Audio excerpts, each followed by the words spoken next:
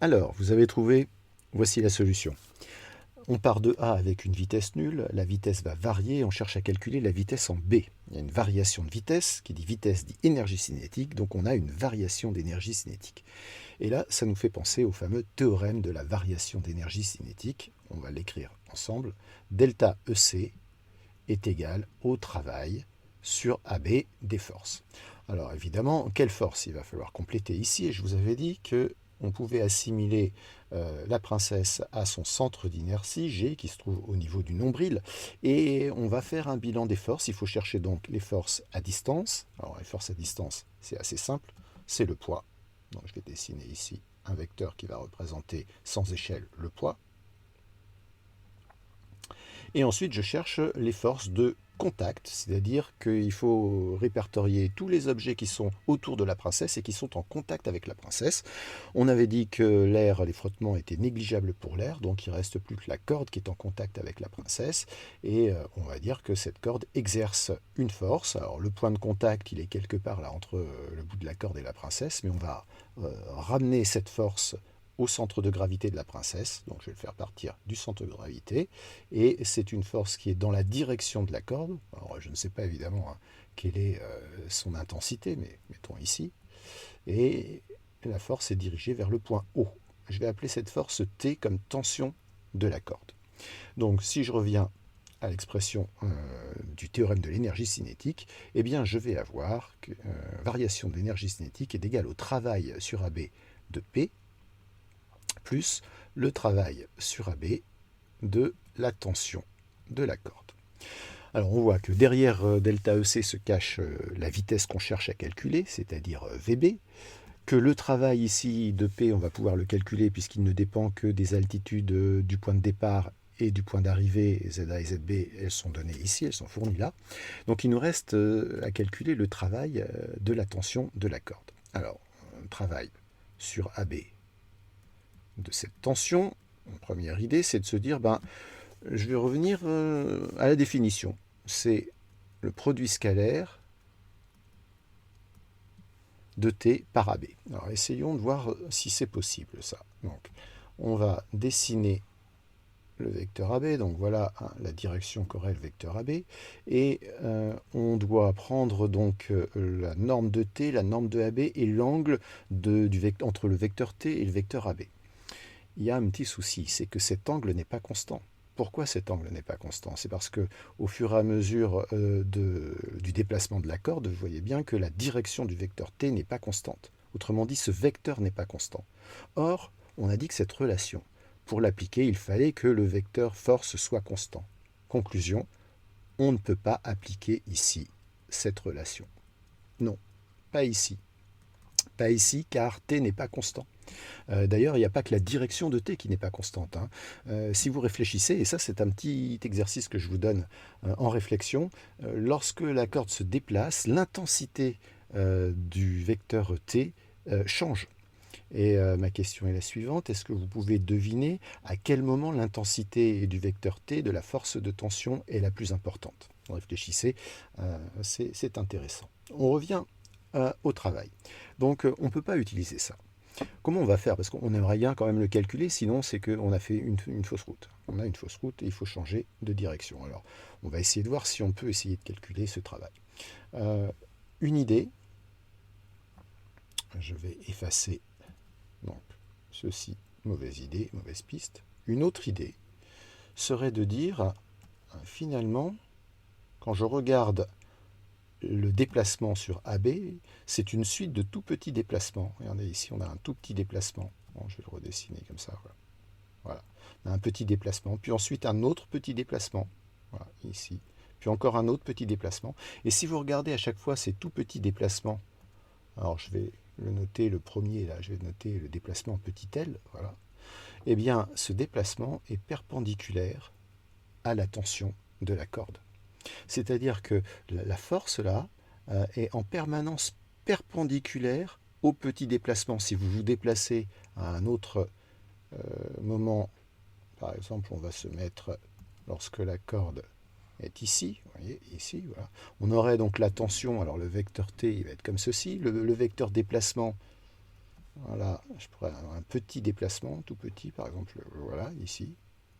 Un tout petit déplacement. Ce serait le nouveau petit déplacement que j'avais noté L ici. Et on voit à nouveau que T est perpendiculaire. Donc là, on aurait T. Hein, je vais redessiner à nouveau T.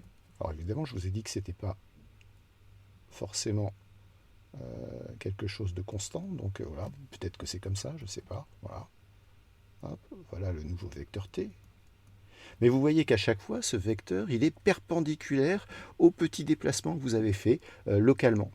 Ce qui veut dire, alors ça c'est une propriété en fait de géométrie classique, hein, qui est que le rayon d'un cercle, vous voyez qu'en fait ici la trajectoire définit une partie du cercle, et bien le rayon d'un cercle est perpendiculaire à la tangente au cercle, au point d'intersection entre le rayon et le cercle.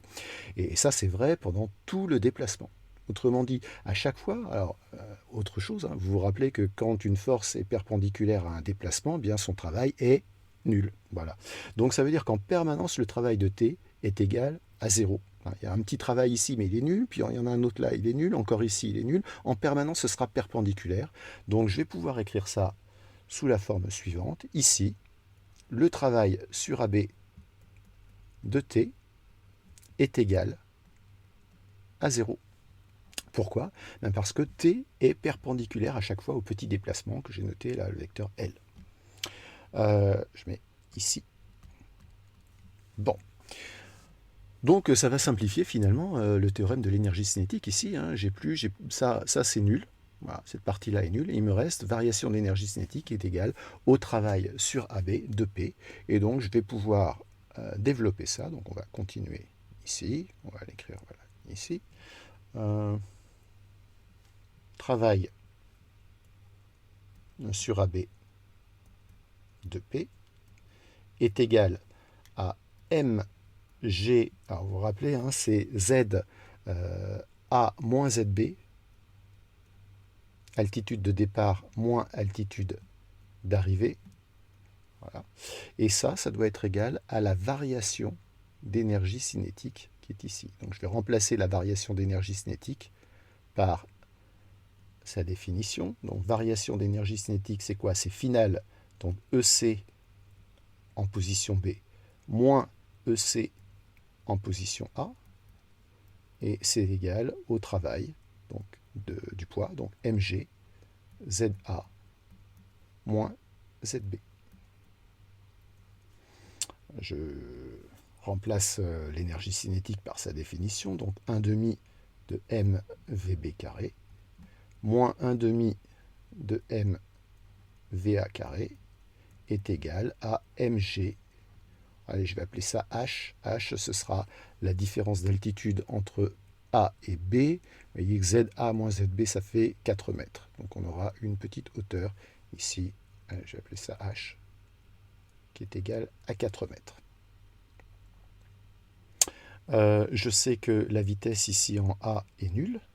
Donc il me reste la chose suivante. 1 demi de mVB au carré égale mgh. Et là, je remarque que je peux simplifier et ne pas tenir compte de la masse, ça m'arrange parce que j'avais pas vraiment envie de demander à la princesse quelle était sa masse, hein, ça se fait pas chez une princesse.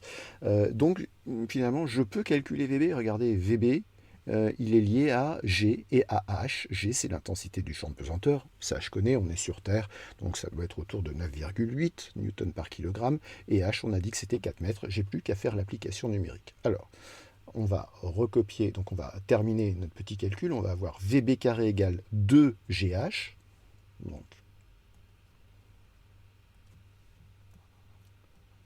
VB carré égale 2GH, et donc on va avoir VB égale racine carrée de 2GH. Application numérique, VB est égal à racine carrée de 2 multiplié, on va prendre 8,9, multiplié par H, on a dit 4 mètres. On fait le calcul, et on va trouver le résultat en mètres par seconde. Donc là, ça fait 9 mètres par seconde, et je sais que vous savez le convertir en kilomètres par heure, donc faites-le si vous avez oublié, 32 km par heure. Résultat, on prévoit que la princesse va pouvoir arriver en B avec une vitesse de 32 km à l'heure. Alors 32 km à l'heure, c'est quand même une vitesse importante, hein. C'est une vitesse qu'on atteint facilement en vélo. Donc imaginez, hein, vous chutez en vélo à 32 km à l'heure, c'est dangereux. Donc attention princesse, c'est quand même dangereux, mais la princesse est combattante et elle va s'en sortir. Alors peut-être une remarque avant de terminer. Vous voyez que cette relation-là, VB égale racine carrée de 2GH, finalement ne fait pas intervenir, on l'a dit, la masse de la princesse, et elle ne fait intervenir que l'altitude, hein, la différence d'altitude entre le point de départ et le point d'arrivée. C'est-à-dire que notre problème qui est ici, finalement la vitesse en B ne dépend pas de la distance parcourue entre A et B, mais seulement du dénivelé entre A et B. Autrement dit, j'aurais très bien pu avoir un autre problème dans lequel je disais, voilà, la princesse va chuter, par exemple, de A à un point B qui serait, par exemple, ici. Voilà le point B. Hop. Imaginons qu'on ait un point B qui se trouverait ici, voilà, hop, à la même altitude. Et si je pose la question, voilà, la princesse se laisse chuter sans vitesse initiale, à quelle vitesse arrive-t-elle en B?